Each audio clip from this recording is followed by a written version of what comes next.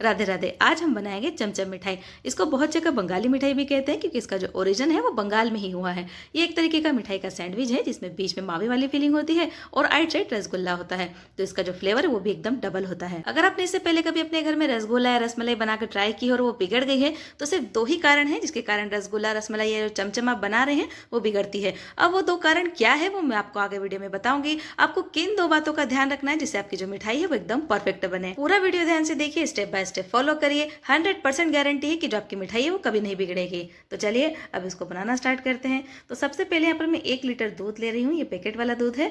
अब इसको गर्म करने के लिए यहाँ पर एक पतीले में चढ़ा रही हूँ। अब यहाँ पर किसी भी दूध का यूज़ कर सकते हैं, गाय का हो, भैंस का हो, पैकेट वाला हो, फुल फैट हो, लो फैट हो, किसी भी दूध का यूज़ कर सकते हैं, कोई दिक्कत नहीं होती है। बस आपका जो दूध है ना वो ओरिजिनल होना चाहिए। अभी मैं आपको यहाँ पर ऐसा क्यों कह रही हूँ वो भी मैं आपको आगे वीडियो में बताऊंगी। तो चलिए, अब जो लोग उड़ीसा में रहते हैं ना वो लोग तो समझ जाएंगे कि मैं यहाँ कौन से दूध का यूज़ कर रही हूँ। तो चलिए, जब तक हमारा दूध गर्म होता है तब तक हम दूसरी तैयारी करते हैं। तो यहाँ पर मैंने एक कटोरी ली है, उसमें मैं नींबू निचोड़ रही हूँ। यहाँ पर मैं 1 से 1.5 नींबू का जो है जूस निकाल रही हूँ। जब भी आप पनीर वगैरह बनाने के लिए नींबू का यूज़ करते हैं ना तो एक बार उसको छान जरूर लीजिए, क्योंकि अगर आप पनीर सब्जी के लिए बना रहे हैं तो कोई दिक्कत नहीं है, वो सब्जी में आएगा तो चलेगा। लेकिन जब आप कोई मिठाई बनाने के लिए पनीर को फाड़ रहे हैं या दूध को फाड़ रहे हैं तो ज़रूर से उसको छानिए, क्योंकि जब ये मिठाई में आएगा तो फिर अच्छा नहीं लगेगा। तो देखिए, इसको हमने छान लिया है और अभी जो जूस है इसमें थोड़ा सा हम पानी मिला देंगे। तो चलिए अब इसको साइड कर देते हैं और बढ़ते हैं हमारे दूध की तरफ। ये देखिए, जो दूध है ये भी हल्का हल्का उबाल आने लगा है। और जब दूध अच्छे से उबल जाएगा ना तो आप या तो गैस की फ्लेम को लो कर दीजिए या फिर पूरी तरीके से बंद कर दीजिए। अगर आप विनेगर से दूध को फाड़ रहे हैं तो आप गैस को बंद ही कर दीजिए, क्योंकि अच्छे से विनेगर से दूध फट जाता है। अगर आप चाहें तो यहाँ पर जो नींबू है उसकी जगह विनेगर का भी यूज़ कर सकते हैं। विनेगर से काफ़ी जल्दी और फटाफट जो है ना रिजल्ट आ जाता है, फटाफट दूध जो है फट जाता है। अब यहाँ पर गैस की फ्लेम को मैंने लो पर रखा है और यहाँ पर जो मैंने नींबू का रस था वो डाल दिया है। अब इसको चलाते जाएंगे इस तरीके से जिससे जो दूध है वो अच्छे से फट जाए। और अगर दूध नहीं फट रहा है नींबू डालने के बाद भी, तब आप इसमें और नींबू डाल सकते हैं। यहाँ पर कोई दिक्कत नहीं होती है, आप 1 नींबू एक्स्ट्रा और डाल सकते हैं, क्योंकि बाद में हमको इसकी खटास को निकालना ही है, तो बाद में उसे कोई दिक्कत होती नहीं है। तो आप नींबू डाल लीजिए अच्छे से और उसको फाड़ लीजिए। ये देखिए, मैंने इसमें डाला है नींबू, लगभग 2 नींबू मैंने इसमें डाल दिया और इसको फाड़ लिया है मैंने अच्छे तरीके से। अभी देखिए, आपको दिख रहा होगा कि कर्डल होना स्टार्ट हो गया और बढ़िया तरीके से फट गया है पानी, और जो छेना है वो एकदम सेपरेट दिखना स्टार्ट हो गया है। ये देखिए, पानी पानी अलग दिख रहा है और छेना जो है वो अलग दिख रहा है। तो बस अब हम इसको छान लेंगे, ये रेडी हो गया है। तो यहाँ पर मैंने एक पतीला लिया है, उसके ऊपर मैंने एक स्ट्रेनर रखा है, जो जूस स्ट्रेनर होता है वो रखा है। आप जो छन्नी होती है आटा छानने वाली है, कोई सी आपके पास छन्नी होती है ना उसका भी यूज़ कर सकते हैं। उसके ऊपर एक मैंने कपड़ा बिछा दिया कॉटन का पतला वाला, और सारा छेना और पानी है उसको इसमें हम डाल देंगे। अब ये जो कपड़ा है उसको इस तरीके से पकड़ कर ऊपर कर लेंगे, और जो छेने वाला पानी है पहली बार वाला उसको हम हटा देंगे, इसकी हमको कोई ज़रूरत नहीं है। तो इसको हटाने के बाद हम क्या करेंगे, हमने इसमें जो नींबू डाला है उसमें से जो नींबू की जो खटास है उसको हटाने के लिए हमें जो हमारा छेना है या पनीर है उसको हम धोएंगे। तो इस तरीके से जो दूसरा पतीला था ना उसमें मैंने फिर से छन्नी रखी है, उसमें मैंने कपड़े को फैलाया है और उसमें मैंने पानी डाल दिया है। ये देखिए, ऊपर तक पानी भर दिया जिससे जो पानी है वो छेने तक आ जाए। अब इसको इस तरीके से मिक्स कर लीजिए अच्छे तरीके से, और फिर इसको वापस कपड़े को उठा लीजिए और जो पानी है उसको हटा दीजिए। अब दोबारा मैंने वही किया है जो पहले स्टेप किया है, दोबारा मैंने पतीले में जो है उसको फैला दिया है। अब देख सकते हैं जो पहला वाला पानी है आपको दिख रहा होगा वीडियो में भी, बस इसी तरीके से उतना ही पानी इस बार दोबारा भर लीजिए इसमें, और इस तरीके से चम्मच से हिला हिला कर जो नींबू का खटास है उसको निकाल दीजिए। अगर आप नींबू का जो जूस है उसको छान कर यूज़ नहीं करेंगे ना तो इस समय पर अगर आप चाहें तो बीज उसके हटा सकते हैं, लेकिन बहुत ज़्यादा कॉम्प्लिकेटेड हो जाता है, तो आप पहले से ही जो है ना जूस को छान कर यूज़ करिए। तो ये देखिए, ऊपर तक मैंने इसको भर लिया है इस तरीके से, जैसे जो छेना है ना वो तो धुल जाए, लेकिन जो पानी है उसको सेपरेट करने में मतलब हमको ईजी रहे फिर। तो बस इस तरीके से कपड़े को हटा दीजिए और जो पानी है वो नीचे रह जाएगा। अभी आपको मैंने इसमें वीडियो में सिर्फ 2 ही बार दिखाया है छानते हुए, लेकिन मैंने इसको लगभग 4 बार छाना है, जिससे जो नींबू की खटास है वो एकदम अच्छे तरीके से चली जाए, बिल्कुल भी इसमें नींबू की खटास या फ्लेवर ना रहे। अभी लास्ट बार मैंने इसको यहाँ पे छाना है और मैं इसको अच्छे तरीके से इस तरीके से दबा दबा कर इसका जो पानी है एक्स्ट्रा सारा निकाल दूंगी। जब भी हम छेना बनाते हैं, किसी भी मिठाई वगैरह के लिए जब हम छेना रेडी करते हैं, जैसे रसगुल्ले रसमलाई या किसी भी मिठाई के लिए, तो उसका जो पानी है हमको पूरी तरीके से निकालना बहुत ज़्यादा ज़रूरी है। तो इस तरीके से अच्छे से दबा दबा कर आप जितना पानी निकाल सकते हैं उतना निकाल लीजिए। जिस तरीके से हम दही टांगते हैं श्रीखंड वगैरह बनाने के लिए, उस तरीके से इसको नल वगैरह पे या किसी भी जाली वगैरह पे टांग दीजिए, या तो फिर आप इसके ऊपर कोई वेट रख दीजिए जिससे तो इसको एक्स्ट्रा पानी है वो भी निकल जाए, और लगभग उसको 2 घंटे के लिए छोड़ दीजिए, जिससे इसका जो एक्स्ट्रा पानी है वो निकल जाएगा। मैंने जो है ना इसे 10 बजे इस तरीके से पनीर को फाड़ कर रेडी कर लिया था, और फिर इसको इसी कपड़े के साथ ही इसको मैंने खिड़की में टांग दिया था और नीचे जो है ना कटोरा रख दिया था, जिससे जो एक्स्ट्रा पानी होगा वो उसी में टपकेगा। और लगभग 3 घंटे बाद में इसको इस बाउल में निकाला है मैंने यहाँ पर एक बर्तन में, और इस तरीके से मैं इसको यहाँ पर इस तरीके से मैश कर रही हूँ, मतलब जो बॉल बन जाता है एक पनीर का उसको इस तरीके से फोड़ लेंगे। अभी आप देख सकते हैं कि जो पनीर है वो हमारा सॉफ्ट है, मतलब पानी पूरा इसका निकल गया है लेकिन फिर भी ये सॉफ्ट है पानी के निकलने के बाद भी, क्योंकि पनीर है तो सॉफ्ट तो रहेगा ही। अब आपको मैं 2 चीज़ें ऐसी बताती हूँ, 2 बातें ऐसी बताती हूँ जिससे ज़्यादातर लोगों के जो रसगुल्ले जो रसमलाई है वो फट जाती है। आप उन 2 बातों का ज़रूर ध्यान रखिए और मेरी जो बातें हैं वो ध्यान से सुनिएगा।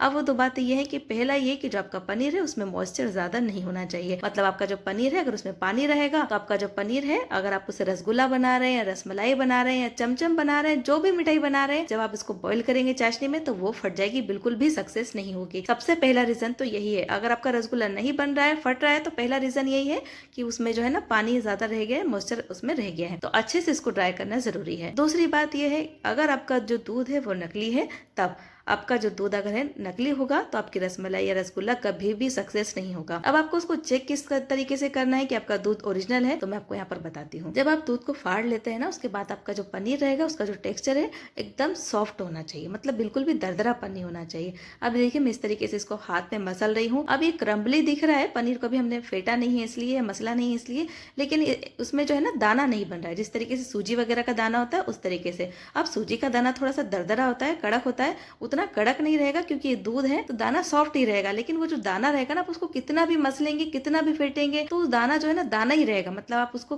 किसी भी तरीके से पिघला नहीं पाएंगे। पनीर का जो एकदम क्रीमी टेक्सचर होता है उस तरीके से आप उसको नहीं ला पाएंगे। सब्जी वगैरह के लिए पनीर बना रहे हैं तब तो चल जाएगा, लेकिन रसगुल्ला नहीं बनेगा उसका। तो एक चीज का आपको ध्यान रखना है कि जो आपका दूध है वो ओरिजिनल होना चाहिए। पहले आप उसको फाड़ कर देख लीजिए, अगर इस तरीके से दरदरापन दिख रहा है तो आप उसको या तो यूज मत करिए। मैं तो यही कहूंगी कि उस पनीर को, नकली पनीर को आपको यूज नहीं करना चाहिए। अगर करना चाहते हैं तो फिर आप उसको सब्जी वगैरह में पनीर बनाकर उसकी सब्जी वगैरह में यूज कर सकते हैं। अब आप चाहे तो अपनी हथेली से इसको इस तरीके से मसल लीजिए, जैसे मैंने आपको अभी वीडियो में बताया है, पाम वगैरह से, या तो फिर मेरी तरह शॉर्टकट यूज करिए, इसको मिक्सी में आप पीस लीजिए। अगर आप मिक्सी में नहीं पीस रहे हैं, हाथ से इसको मसल रहे हैं, तो अच्छे से वजन दे देकर आपको इसको लगभग 10 मिनट तक अच्छे से इसको मसलना है, जब तक कि अच्छे से स्मूथ नहीं हो जाता। ये देखिए अभी मिक्सी में मैंने इसको पीस लिया और एकदम चिकना दिख रहा है। ये देखिए आपको कितना पीसना है ये भी देखिए। जब तक ये इस तरीके से चिकना नहीं दिखना स्टार्ट होता, जब तक आप इसको मिक्सी में पीस लीजिए। ये देखिए जिस तरीके से श्रीखंड होता है ना, या तो फिर जिस तरीके से पुट्टी वगैरह होती है ना, कुछ इसी तरीके का ये हो जाएगा। देखिए, और मिक्सी में पीसने में ना थोड़ा सा डिफिकल्ट होता है क्योंकि थोड़ा सा टाइट होता है, हार्ड चीज़ है। हार्ड तो नहीं कहूँगी, मतलब पानी नहीं है इसमें, तो थोड़ा सा पीसने में डिफिकल्ट होता है। तो आप उसको या तो पल्स मोड में पीसिए, या तो फिर थोड़ी थोड़ी देर में मिक्सी में आप चम्मच घुमा लीजिए, उसके बाद पीसिए, या तो फिर हल्का से इसको मिक्सी में घुमा लीजिए, उसके बाद इसको सारा हाथ से ही फेंटिए। लेकिन हाथ से इसको मसलने में या फिर फेंटने में काफ़ी ज़्यादा समय लग जाता है। तो मैं तो यही कहूँगी कि आप इस तरीके से मिक्सी में ही इसको पीस लीजिए।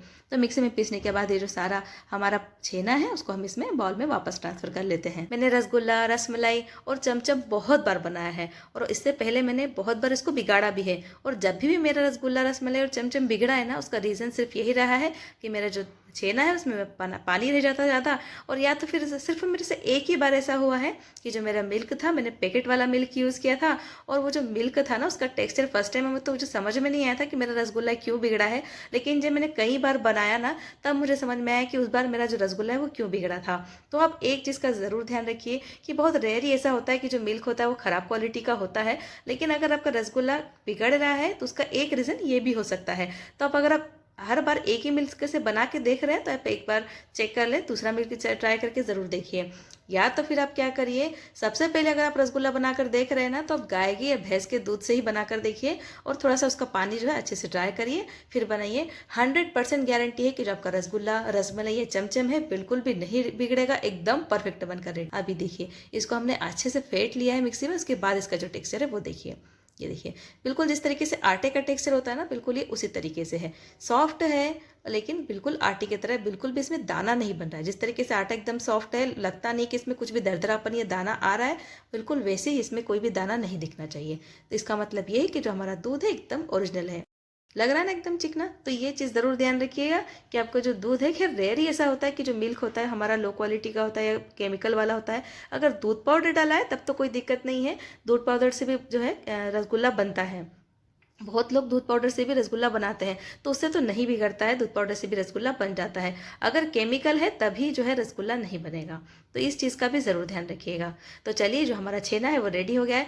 तब हम हमारी जो चमचम है वो बनाना स्टार्ट करेंगे। तो जो सारा छेना है इसको इस तरीके से इकट्ठा कर लेते हैं। अब इकट्ठा करने के बाद ये क्या होगा ना, बिल्कुल डो फॉर्म की तरह दिखेगा। जिस तरीके से आटा वगैरह होता है ना, बिल्कुल उसी तरीके से दिखेगा। चलिए अब हम इसके बना लेते हैं चमचम। तो चमचम बनाने के लिए जो हमारा छेना है उसमें से हम थोड़ा सा लोई की तरह काट लेंगे इस तरीके से। अब जितनी बड़ी आपको चमचम बनाना है उतनी बड़ी काट लीजिए और अब इसको गोल गोल गोल गोल घुमाकर आपको एकदम गोल कर लेना है। वैसे तो ये स्मूथ है, तो गोल घुमाते हुए आपको क्या करना है ना, गोल घुमाते घुमाते इसको थोड़ा सा लंबा कर लेना है। गोल गोल गोल गोल घुमाइए और घुमाते घुमाते इस तरीके से आप उसको लंबा कर लीजिए। ये देखिए, जिस तरीके से सिलेंडरिकल शेप होता है ना, उस तरीके से मैंने कर लिया है।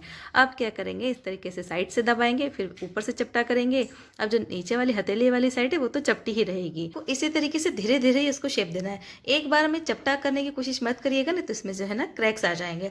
तो बस साइड से दबाइए, फिर उसको ऊपर से प्रेस करिए हल्का, फिर साइड से दबाइए, फिर उसको ऊपर से प्रेस करिए। इस तरीके से धीरे धीरे धीरे धीरे चमचम का शेप दे दीजिए। ये देखिए, इस तरीके से ज़्यादा एकदम पतला भी मत कर दीजिए प्लेट, हल्का सा उसमें हाइट भी होना ज़रूरी है, क्योंकि हमको इसको 2 हिस्सों में काट कर इसके अंदर जो है मावा भरना है, इसलिए। वैसे तो ये जब फूलेगी ना, मतलब हम इसको जब उबालेंगे चाशनी में, तब ये और ज़्यादा फूलकर साइज़ में डबल हो जाएगी। ये देखिए, इस तरीके से चपटा कर करके हल्के हाथ से इसको चपटा करिए और शेप दे लीजिए। अब यहाँ पर वीडियो में मैंने कोई भी कट नहीं लगाया, जिससे आपको अंदाज़ हो जाए कि मैंने जो है ना यहाँ पे इसको किस तरीके से शेप दिया है। ये देखिए, है ना, एकदम परफेक्ट से शेप रस चमचम है उसका। अभी क्या करिए, इसी तरीके से जबकि सारी चमचम है उन्हीं को आप रेडी कर लीजिए। वीडियो ज़्यादा लंबा ना हो, ऐसे ही वीडियो थोड़ा सा ज़्यादा लंबा हो रहा है क्योंकि मैं आपको पूरा डिटेल में बता रही हूँ, इसलिए ज़्यादा वीडियो लंबा ना हो, इसलिए मैं आपको सिर्फ एक ही चमचम बनाकर यहाँ पर बता रही हूँ। इसी तरीके से आपको सारी चमचम बनाकर रेडी कर लेना है। तो ये देखिए, जो हमारे सारे चमचम है वो रेडी हो गई है। अब इनको हम क्या करेंगे ना, चाशनी में उबालेंगे। तो इसके लिए हम चाशनी बनाएंगे। तो चाशनी बनाने के लिए यहाँ पर मैंने एक थोड़ी सी बड़े साइज़ की कढ़ाई रखी है गैस पे। आप हो सके तो थोड़ा सा बड़ा बर्तन लीजिएगा, जैसे जो चमचम है ना आपस में टकराएंगे नहीं और अच्छे से स्पेस मिलेगी उनको फूलने के लिए।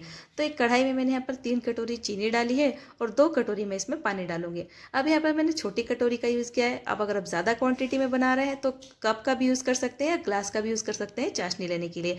बस मेजरमेंट यही रखिएगा। अगर आप कप या कटोरी से ले रहे हैं तो जिस कटोरी से आप चीनी ले रहे हैं ना, उससे 3 कटोरी या कप चीनी ले लीजिए और उसी कटोरी या कप से आप 2 कटोरी या कप पानी ले लीजिए। अगर आप क्वांटिटी डबल भी करना चाहते हैं तो इसी मेजरमेंट को फॉलो करके आप क्वांटिटी को बड़ा कर लीजिए। तो चलिए, अब हम चाशनी किस तरीके से बनाएंगे। चाशनी को हमको है ना, हमने ऑलरेडी यहाँ पर पानी का कम यूज़ किया है, तो चाशनी को ज़्यादा उबालने की ज़रूरत नहीं है। बस चीनी को घुलने दीजिए और बस एक ही उबाल आने दीजिए। इसमें चाशनी में पहले पानी ज़्यादा डालेंगे और फिर उसको उबालेंगे, इससे अच्छा है कि हम पहले ही पानी कम डालें। तो आपको यहाँ पर चाशनी गाढ़ी बनानी है, लेकिन 1 या 2 तार की चाशनी नहीं बनानी है, क्योंकि चाशनी को जब हम उबालेंगे ना, इसको ज़्यादा टाइम तक उबालना पड़ता है, कम से कम 15 से 20 मिनट तक। तो जो चाशनी है ना वो और गाढ़ी गाढ़ी गाढ़ी गाढ़ी होते जाएगी। तो पहले से ही आपको क्या करना है ना, 1 तार से कम, यानी थोड़ी सी चिपचिपी सी चाशनी यहाँ पर रेडी करना है, थोड़ी सी गाढ़ी चाशनी यहाँ पर बनाना है। अब जो चमचम की जो चाशनी होती है ना, थोड़ी सी गाढ़ी होती है। अगर रसगुल्ला या रसमलाई बनाते हैं ना, तो रसगुल्ला या जो रसमलाई होती है वो सॉफ्ट होते हैं, तो उसकी जो चाशनी होती है उसमें पानी और जो चीनी होती है उसकी क्वांटिटी लगभग बराबर होती है, या तो चीनी की क्वांटिटी कम होती है, जैसे जो रसगुल्ला और रसमलाई है वो सॉफ्ट बने। चमचम होती है ना, उसका जो टेक्सचर होता है थोड़ा सा डेंस होता है, मतलब जैसे रसगुल्ले में पानी रहता है, मतलब वो रस में रहता है, और जो रसमलाई होती है वो दूध में होती है, जिससे वो सॉफ्ट रहे। तो यहाँ पर जो चाशनी है वो रेडी हो गई है। तो जो चमचम है हमारी वो भी इसमें हम डाल देते हैं। अभी गैस की फ्लेम को मैंने मीडियम पर रखा है और इसमें ना हल्के हल्के बबल्स बन रहे हैं, और इसमें हम जो हमारी चमचम बनी हुई है वो इसमें हम डाल देंगे। इसको पकने में कम से कम 15 से 20 मिनट लगता ही है, कम से कम 15 मिनट तो लगते ही हैं, उससे ज़्यादा ही लगेगा, कम नहीं लगेगा। अब इसको हम ढक देंगे। तो ढकने के लिए आप जिस भी थाली का या प्लेट का यूज़ कर रहे हैं, ध्यान रखें कि वो पूरी तरीके से आपके बर्तन को कवर कर ले, मतलब इसमें से कोई भी एयर या स्टीम जो है वो बाहर ना निकले। अगर एयर या स्टीम बाहर निकलेगी तो अंदर बबल्स अच्छे नहीं बनेंगे और अच्छे से बबल्स नहीं आएगा। अगर चाशनी में अच्छे से उबाल नहीं आएगा तो जो हमारी जो चमचम है ना वो अच्छे तरीके से प्रॉपर अच्छे तरीके तक ना तो चाशनी अंदर जाएगी और ना ही अच्छे से कुक होगी। तो इस चीज़ का भी ज़रूर से ध्यान रखिएगा। अगर आपके पास अच्छा सा ढक्कन नहीं है इसको ढकने के लिए, तब आप क्या करिए, इसको कुकर में भी बना सकते हैं। कुकर का ढक्कन लगा दीजिए और सीटी निकाल लीजिए उसका। बस आपको सीटी नहीं आने देना है, सीटी को निकाल लीजिए, उसके बाद कुकर में भी इसको आप बना सकते हैं। तो चलिए, मैंने इसको 7 से 8 मिनट तक कुक किया। उसके बाद ये जो चमचम है, जो एक साइड से जो है ना चमचम पे अच्छा सा कलर आ गया और थोड़ी थोड़ी चाशनी भी दिख रही है कि उसके अंदर जाने लगी है, तब इसको हम पलट देते हैं। पलटने के बाद हम इसको और कुक करेंगे। टोटल मैंने इसको 20 मिनट तक कुक किया है इस चाशनी में। तो चलिए, अब इसको हम इस पर और ढक देते हैं। यहाँ पे, और इसको थोड़ी देर के लिए हम और बॉईल आने देंगे। देखिए अभी मैंने इसको एक बार और खोला है और अभी आपको इसमें कुछ है ना चमचम में कहीं कहीं पे क्रैक्स दिख रहे होंगे, मतलब जो कोई कोई सी चमचम है ना उसमें क्रैक्स आ गए हैं। ये एक साइन है जिससे आपको पता लगे कि जो चमचम है अंदर तक अच्छे से चाशनी उसमें जा रही है, और चाशनी गरम गरम अंदर अच्छे से जा रही है, मतलब ये अंदर तक अच्छे से कुक होगी। तो बस इससे कोई दिक्कत नहीं है, इसका जो क्रैक आना है जो है ना नेचुरल है।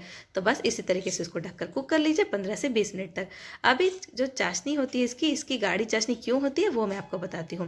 रसगुल्ला या जो रसमलाई होती है उसकी चाशनी इसलिए गाढ़ी होती है क्योंकि उसको सॉफ्ट रखना होता है।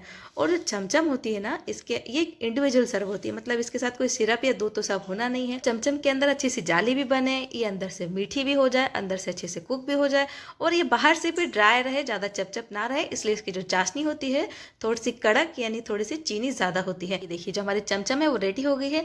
जब हमारी चमचम को हमने चाशनी में डाला था ना, जब ये चाशनी के ऊपर फ्लॉन्ट कर रही थी, मतलब तैर रही थी। अब जब ये रेडी हो गई है, जब इसने अच्छे से चाशनी को सोक कर लिया है तो ये चाशनी में थोड़ी सी डूब गई है। ये देखिए जब हमारी चमचम रेडी हो जाएगी, लगभग 20 मिनट लगा है इसको बनने में, और इसको क्या करिए अब एक एक चमचम को इस तरीके से उठाइए, और जो एक्स्ट्रा चाशनी है उसको निकाल लीजिए अच्छे से इस तरीके से ऊपर करके, और फिर इन सारे चमचम को एक एक करके निकाल लीजिए। अब ये देखिए जो सारी चमचम है इसको मैंने एक थाली में निकाल लिया, और नीचे में थोड़ा सा कुछ रख दिया है हाइड करने के लिए, जिससे जो एक्स्ट्रा चाशनी होगी वो रिस कर नीचे निकल जाएगी। तो अब इसको हम ठंडा होने देते हैं, और जब तक हमारी चमचम ठंडी होती है तब तक हम इसके लिए जो मावे वाली मलाई होती है ना इसके अंदर जो हम फील करेंगे उसको रेडी करेंगे। तो यहाँ पर मैंने नॉन स्टिक पैन रख दिया है गैस पर। अब ये गर्म नहीं है, अब इसको मैंने ठंडा ही है, मतलब अभी गैस को मैंने ऑन नहीं किया है। अब इसमें मैंने 1 कप मिल्क पाउडर डाला है, और 1/4 कप इसमें मैं दूध डालूंगी। 1 से 1.5 चम्मच के आसपास में इसमें जो घी होता है वो डालूंगी, क्योंकि जो मिल्क पाउडर होता है उसमें ज़्यादा फैट नहीं होता है, तो मावे वाला पूरा फ्लेवर लाने के लिए इसमें थोड़ा सा घी भी डालेंगे। अब यहाँ पे मैं नॉर्मल टेम्परेचर का जो घी है उसी का यूज़ कर रही हूँ, क्योंकि आगे हमको इसको गर्म करना ही है। अब इन सारी चीज़ों को डालने के बाद हम इसको अच्छे से मिक्स कर लेंगे। मिक्स करने के बाद ही हम गैस की फ्लेम को ऑन करेंगे। अगर पहले ऑन कर देंगे तो क्या होगा ना, इसमें जो दूध है उसमें मिल्क पाउडर के लम्स बन जाएंगे, अच्छे से ये स्मूथ नहीं होगा, एकदम क्रीमी क्रीमी जिस टेक्सचर का हमको चाहिए उस तरीके से नहीं बनेगा। अब यहाँ पर मैंने मिल्क पाउडर का यूज़ किया है, आप चाहें तो इसकी जगह मावे वगैरह का भी यूज़ कर सकते हैं। अगर आपका मावा थोड़ा सा गाढ़ा है तो बस इसी तरीके से थोड़ा सा दूध उसमें डाल लीजिए, और उसको थोड़ा सा पतला कर लीजिए, जिस तरीके से क्रीमी क्रीमी टेक्सचर रहता है चमचम के अंदर उसी तरीके से। आप चाहें तो यहाँ पर मिल्क जो होता है फ्रेश मिल्क, उससे भी यहाँ पर आप मावा बना सकते हैं। इसमें मैंने जितना यूज़ किया है ना मिल्क पाउडर से बनाकर मावा, आप आधा लीटर दूध से उतना मावा बना सकते हैं, मतलब सफिशिएंट होगा आधा लीटर। आप आधे लीटर से थोड़ा सा पतला पतला मावा बनाइए, जिस तरीके से रबड़ी होती है, बस उससे थोड़ा सा ज़्यादा गाढ़ा, और उससे ज़्यादा गाढ़ा नहीं, क्योंकि जब वो ठंडा होगा तो और ज़्यादा गाढ़ा हो जाएगा।